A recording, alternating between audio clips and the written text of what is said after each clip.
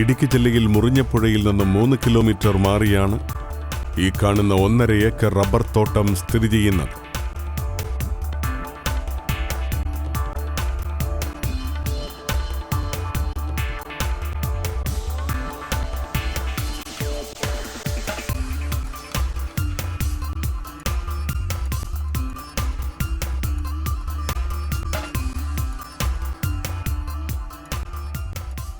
ഈ സ്ഥലത്ത് 300 റബ്ബർ മരങ്ങളാണ് കൃഷി ചെയ്തിരിക്കുന്നത്.